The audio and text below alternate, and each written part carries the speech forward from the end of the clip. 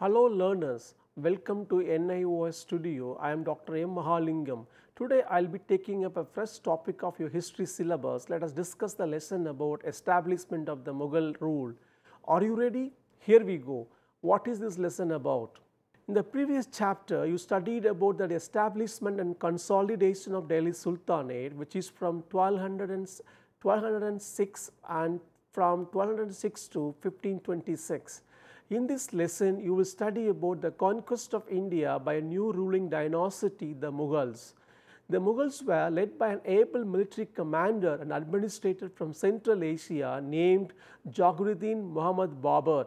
His successors were successful in establishing an all India empire gradually. The map shows the extent of Mughal empire. What are the objectives of this lesson? Knows the circumstances under which Babur invaded India, describes the reasons for the success of the Mughals against Indian rulers, lists the challenges faced by Humayun after Babur's death, analyzes the circumstances that led to the defeat of Humayun and revival of Afghan power, describes the events leading to recapture of India by Humayun, gives an account of the expansion and consolidation of the Mughal empire under Akbar, describes the territorial expansion up to the reign of Aurangzeb, analyzes the challenges faced by the Mughal empire in India. What is the advent of the Babur 1526 to 30? Let us discuss advent of Babur 1526 to 30. The picture shows Babur. Babur traced his lineage from Taimur, the great conqueror of Central Asia, and to Chengiz Khan, the distinguished conqueror. From mother's side, he was a descendant of Mongols, and from father's side, the great commander Taimur. Because of the lineage of Taimur, the Mughals are also referred as Taimurids. Invitations from Rana Singh and Daulat Khan Lodi might have encouraged Babur's ambitions to come to India. Babur was successful in capturing Berar and Sialkot and Lahore in Punjab. Finally, Ibrahim Lodi and Babur's forces met at Panipat in 1526. Babur's soldiers were less in number, but the organization of his army was superior. Ibrahim Lodi was defeated in the Battle of Panipat. The forces of Babur and Rana Sangha met at Convoy, a place near Fatehpur Sikri. Rana Sangha was defeated in 1527, and once again the superior military tactics of Babur succeeded. In spite of great valor with which the Rajputs fought in Chanderi, which is 1528, Babur faced little difficulty in overcoming Medini Roy. With his defeat, resistance across Rajputana was completely shattered. The success against the Afghans and Rajputs at Panipat and Kanwa was very significant, but the resistance was still present. However, these victories were a step forward in the direction of the establishment of Mughal Empire. Babur died in 1530. Let us look at Humayun's retreat and Afghan revival from 1530 to 1540. After the death of Babur in 1530, his son Humayun succeeded him. The situation under Humayun was quite desperate. Humayun felt that the Afghans were a bigger threat. The main problems faced by Humayun were the newly conquered territories and administration was not consolidated. Unlike Babur, Humayun did not command the respect and esteem of Mughal nobility. The Sakatai nobles were not favorably inclined towards him, and the Indian nobles who had joined Babur's service deserted the Mughals at Humayun's accession. He also confronted the hostility of the Afghans, mainly Sher Khan in Bihar on the one hand and Bahadur Shah, the ruler of Gujarat, on the other. As per the Taimur tradition, Humayun had to share power with his brothers. The newly established Mughal empire had two centers of power. Humayun was in control of Delhi, Agra and central India, while his brother Kamran had Afghanistan and Punjab under him. The picture shows Humayun, the fortune. He had two important battles known as Battle of Chaza 1539. The other one was Battle of Kannauj in 1540. These two battles were very decisive victory for Humayun. His His victory in these two battles led to the coming back of Humayun to Indian Empire. The Second Afghan Empire, which is from 1540 to 1555, Sher Shah. The picture shows Sher Shah Suri. After a gap of 14 years, Sher Shah succeeded in establishing the Afghan rule again in India in 1540. Sher Shah and his successors ruled for 15 years. This period is known as the period of Second Afghan Empire. The founder of this Afghan rule, Sher Khan, was a great tactician and able military commander. After defeating Humayun, he became sovereign ruler in the year 1540 and assumed the title of Sher Shah. Farid, who later came to be called Sher Khan, and subsequently Sher Shah, was a son of Jagirdar under the kingdom of Jaunpur. His father Hasan Khan Shor held the Jagir of Sasaram in Bihar during the rule of Lodhis. Sher Shah helped his father in the administration of his Jagir. Later he developed differences with his father and left him. He served under Afghan nobles. After the death of his father in 1524, he was given his father's Jagir by Ibrahim Lodi. He very effectively managed the Jagir of his father. He also acquired great military and administrative skills. His capabilities made him the leader of Afghans. He gradually increased his influence and defeated Sultan Muhammad Shah of Bengal. He emerged as the most powerful military commander in the eastern provinces. Sher Shah continued consolidating his position in Bihar. He finally succeeded in establishing himself as the most powerful Afghan chief in eastern India. He defeated and conquered Malwa in 1542, which was followed by Chanderi. In Rajasthan, he led campaigns against Marwar, Ranthambore, Nahor, Ajmer, Marta, Jodhpur and Bikaner. He defeated rebellious Afghans in Bengal. By 1545, he had established himself as the supreme ruler from Sindh and Punjab to whole of Rajputana in the west and Bengal in the east.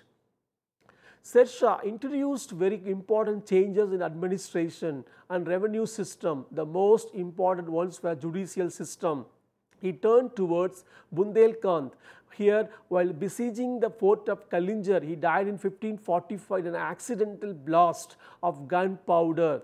Sher Shah was succeeded by his son Islam Shah. Islam Shah had to face a number of conflicts with his brother Adil Khan and many Afghan nobles.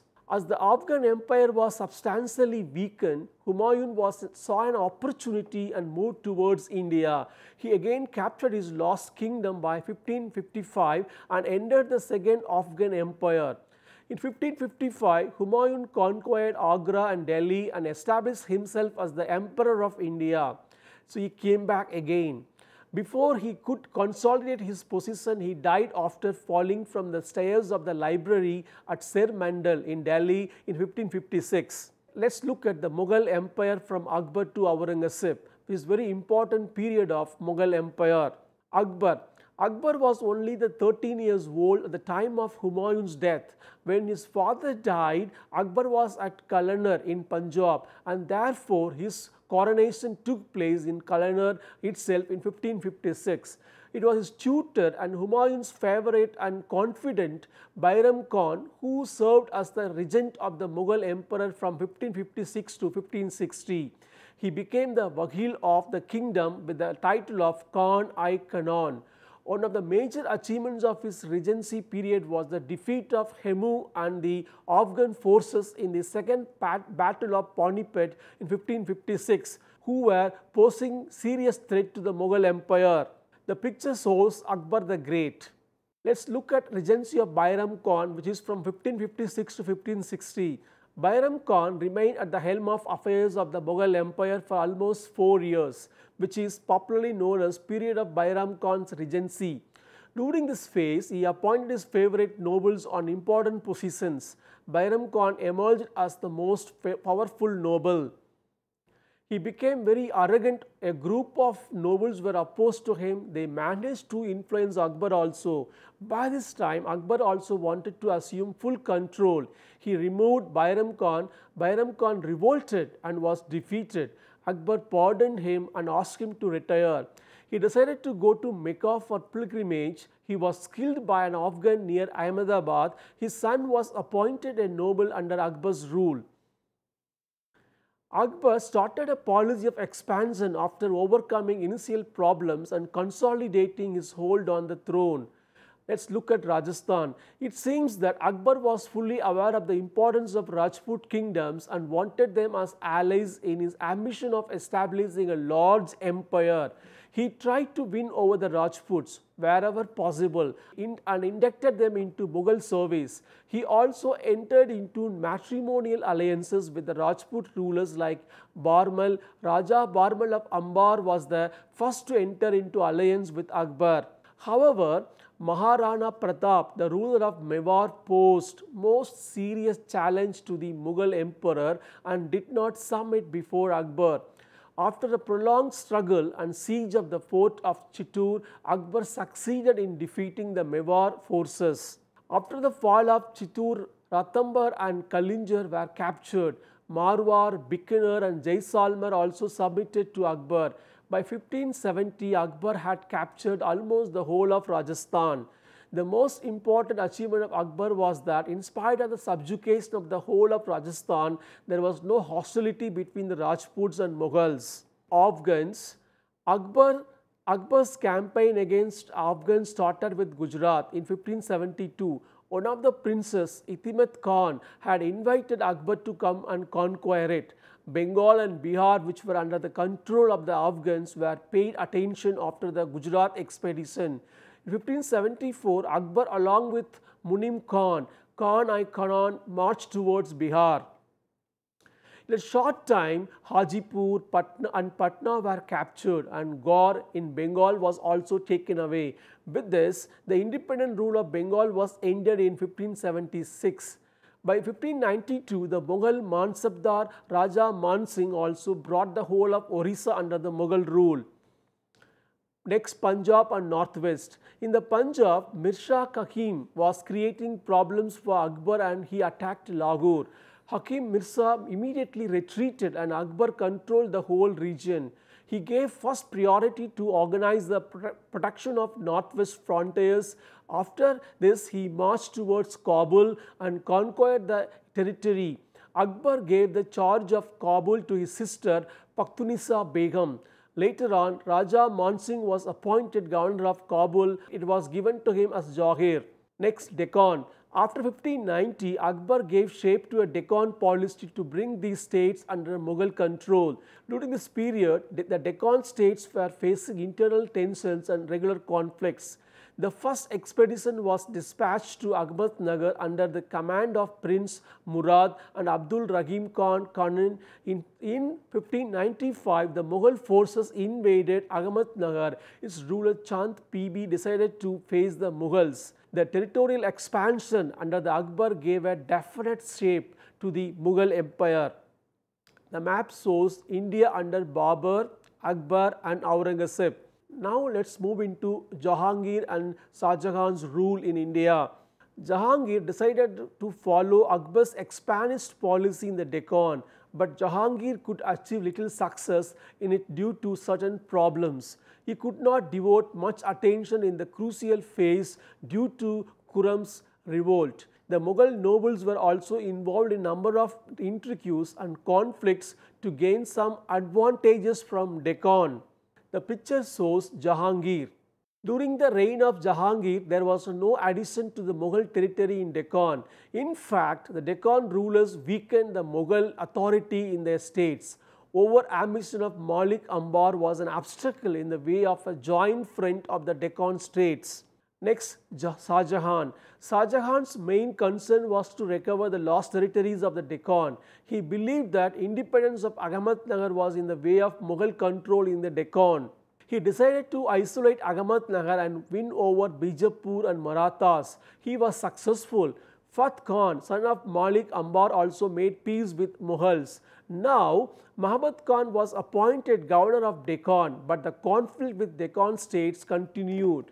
Finally, in 1636, treaties were signed with Bijapur and Golconda. The picture shows Shah Jahan. This picture shows Shah Jahan's court. The Mughals could expand their area of dominance to large parts of southern India. A distinct change in Mughal policy came towards 1656-57 when the treaties were signed. Now, Shah Jahan asked Aurangzeb to conquer and annex the territories of Deccan kingdoms. It is argued by some historians that this change of policy was to exploit resources of the Deccan states for Mughals. However, this change did not benefit the Mughal Empire in any substantial way and created more problems for future. The map shows Shah Jahan's era of India. Let's move into Aurangzeb's rule in India. Aurangzeb believed in an aggressive policy towards Deccan. Professor Satish Chandra identifies three distinct phases in his policy towards Deccan states, such as the first one, from 1658 to 1668, the focus was to get hold of the territories of Kalyani, Bidar and Parenda from Bijapur. The picture shows Aurangzeb. The second is from around 1668 to 1684, there was a shift in the policy. The death of Adil Shah of Bijapur, growing power of Shivaji and increasing influence of Akana and Madanna, two brothers in Golconda administration, affected the Mughal policy. The third one, in the third phase, 1684 to 87, Aurangzeb followed the policy of outright annexation of the Deccan states. Aurangzeb personally supervised the siege of Bijapur. By 1687, both Bijapur and Golconda along with the territory of Karnataka were annexed in the Mughal Empire. The conflict with Marathas continued from 1687 to 1707. Aurangzeb spent most of his time in Deccan and could manage to keep the region under Mughal control. But after his death in 1707 at Aurangabad in Deccan, they reasserted independence and succeeded in a short period. Apart from Deccan, Aurangzeb could expand Mughal power in Assam in the northeast region. The major success of the Mughals in this region was annexation of Agom kingdom, which is in Assam, under Mir Jumla, the governor of Bengal. Another notable achievement in northeast was capture of Chittagong in 1664 under Sesta Khan, the new governor of Bengal. By 1680, Agam succeeded in capturing Kamrup and Mughal control ended. Let us look at challenges to Mughal rule and conflicts and negotiations during the time. Under Aurangzeb, the Mughal Empire reached its greatest territorial limits and it covered almost the whole of present-day India. But his reign was marred by popular revolts of the Jats, Satnamis, Afghans, Sikhs and the Marathas. The Rajputs emerged as an important support base of the Mughals under Akbar and later on under Jahangir and Shah Jahan as well. Rajputs. Mewar was the only region in Rajputana that had not come under the Mughals during Akbar's time. Jahangir followed a persistent policy to capture it. After a series of conflicts, Rana Amar Singh finally agreed to accept Mughal suzerainty. During the reigns of Jahangir and Shah Jahan, the Rajputs generally continued to be friendly with the Mughals and held very high mansabs. Shah Jahan relied upon Rajput soldiers for his campaigns in Deccan and the northwest. During the reign of Aurangzeb, the Mughal relations with Rajputs suffered, particularly over the issue of the successor to the throne of Marwar. Deccan. Ahmednagar was first to be defeated by the Mughal Empire. During Aurangzeb's reign, the struggle with Deccan state and Marathas became more intensive. In fact, Aurangzeb spent the last 20 years of his reign in Deccan fighting against them. By 1687, the Deccani kingdoms of Bijapur and Golconda were annexed to the Mughal Empire. However, the time and money spent in the Deccan by Aurangzeb proved a great drain on the Mughal Empire. The Marathas. The Marathas emerged in the Deccan as a vital force under Shivaji in the middle of the 17th century and began to challenge the Mughal authority. Shivaji now began to devastate the Mughal territories. Aurangzeb sent Sesta Khan to control them. The Viceroy of the Deccan with a big army against Shivaji and the Treaty of Purandar was signed in 1665 between the two. Out of the 35 forts held by Shivaji, he agreed to surrender 23 forts to the Mughals. The Marathas posed a major challenge to the sovereignty of the Mughals under Aurangzeb.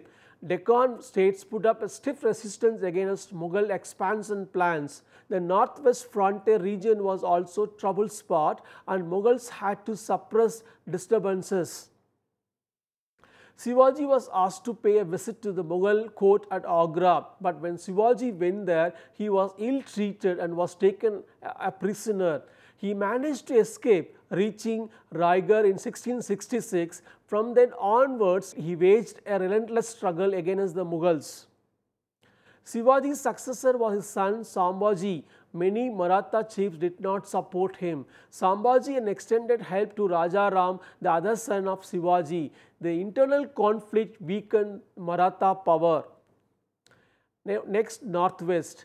During the 17th century, the northwest frontier was the main area of activity of the Mughals. Here, the Rosanis were decisively defeated by 1625 and 26, but Gandhar became a region of conflict between the Persians and the Mughals. The struggle to capture Gandhar continued till Aurangzeb's reign, but Mughals got little success. Shah Jahan's bold campaign to keep the Uzbek tribe under control failed miserably, and the Mughals lost huge amount of money and men in the conflict. During the reign of Aurangzeb, the Gandhar issue was dropped and diplomatic relations with Persia were revived. Let's look at conclusion. It is quite evident that the territorial expansion of Mughal Empire achieved under Akbar continued to be the core of the empire. Its further expansion during Aurangzeb's reign was in Deccan and in small measure in northeast region. During his period, the Mughal Empire had the largest area. However, the beginning of the decline of the Mughal Empire also could be traced to the rule of Aurangzeb. The breaking up of the association with the potent regional forces like the Rajputs and failing relationship with the Deccan states and Marathas shook the unity and stability of the Mughal Empire. Under his successors, the empire kept disintegrating. Let me sum up. It's quite evident that the territorial expansion of Mughal Empire achieved under Akbar continued to be the core of the empire. Its further expansion during Aurangzeb's reign was in Deccan and in small measure in northeast region. During his period, the Mughal Empire had the largest area. However, the beginning of the decline of the Mughal Empire also could be traced to the rule of Aurangzeb. The breaking of the association with the potent regional powers like the Rajputs and failing relationship with the Deccan states and Marathas shook the unity and stability of the Mughal Empire. Under his successors, the empire kept disintegrating. What are the outcomes of this lesson? This lesson has provided an account of the expansion and consolidation of the Mughal Empire under various rulers. It has shown the various challenges faced by them to establish a rule in India. Let me end this lesson here. Wish that you had a great learning. Best wishes. Thank you.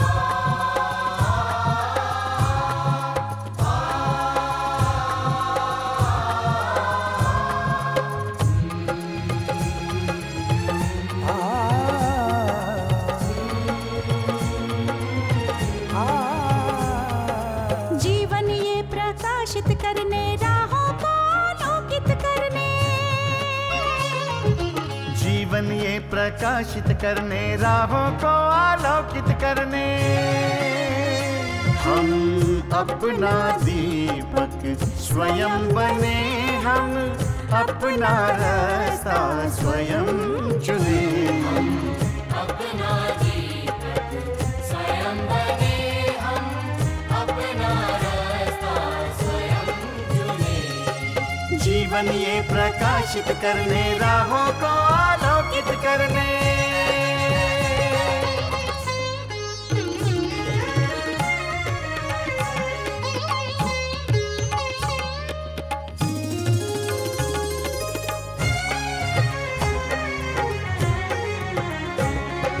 धन सा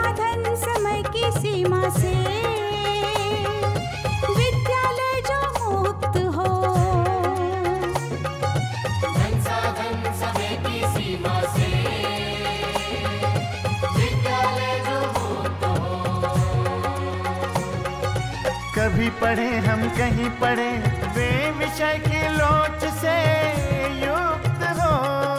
कभी पढ़े हम कहीं पढ़े वे विषय की लोच से युक्त हो। मित्रों हम उठे और जागे, मंजिल आने की ध्वनि सुने हम, अपना जीवन स्वयं बने हम, अपना रास्ता स्वयं चुने। जीवन ये प्रकाशित करने, राहों को आलोकित करने।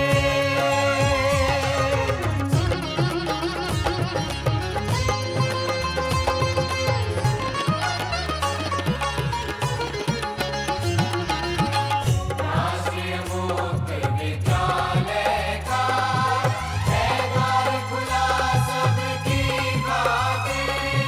शिक्षा परीक्षा का अवसर एक बार ही क्यों मिलता फिर। शिक्षा और परीक्षा का अवसर एक बार ही क्यों मिलता फिर। दुनिया में इसके केंद्र बहुत, कोई मन चाहा केंद्र चुने हम, अपना जीवन स्वयं बने हम, अपना रास्ता स्वयं चुने।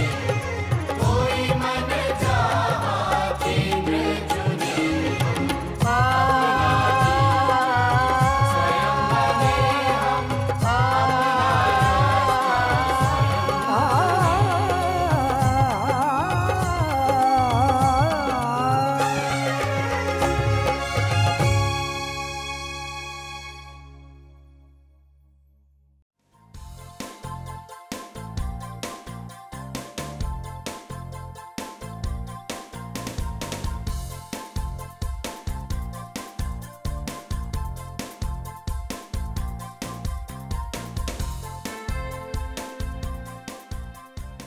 घर बैठे पाएं राष्ट्रीय मुक्त विद्यालय शिक्षा संस्थान यानी NIOS में एडमिशन, वो भी एकदम आसान तरीके से, जिससे शिक्षार्थियों को होगी समय और धन दोनों की बचत।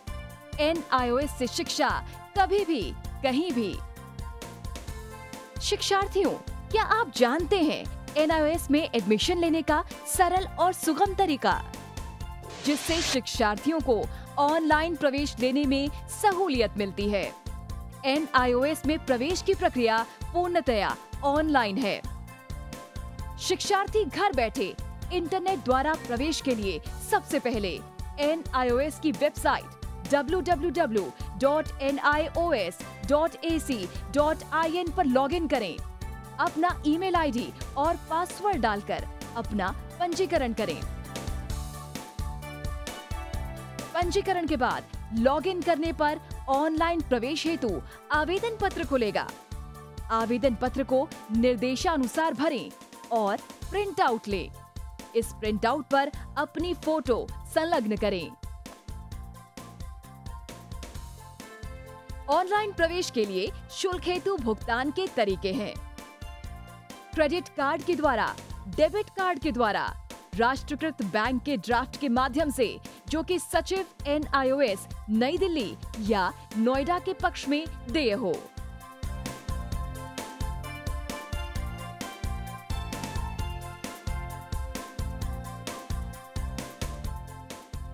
भरे हुए आवेदन पत्र के साथ साथ डिमांड ड्राफ्ट और संलग्न किए जाने वाले दस्तावेज हैं: जन्म रजिस्ट्रार के जिला कार्यालय से जारी जन्म प्रमाण पत्र की सत्यापित प्रति, जिसमें जन्म तिथि अंकित हो, पिछले विद्यालय से प्राप्त विद्यालय छोड़ने का प्रमाण पत्र, जिसमें आवेदक की जन्म तिथि लिखी हो।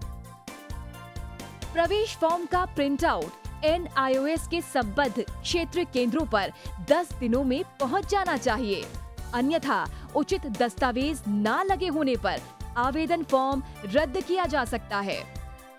प्रवेश प्रक्रिया की पुष्टि होने के बाद शिक्षार्थियों को परिचय पत्र व अध्ययन सामग्री डाक द्वारा तुरंत पहुंचाई जाती है।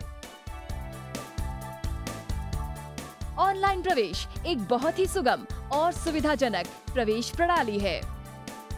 Online on time for safe and secure admission.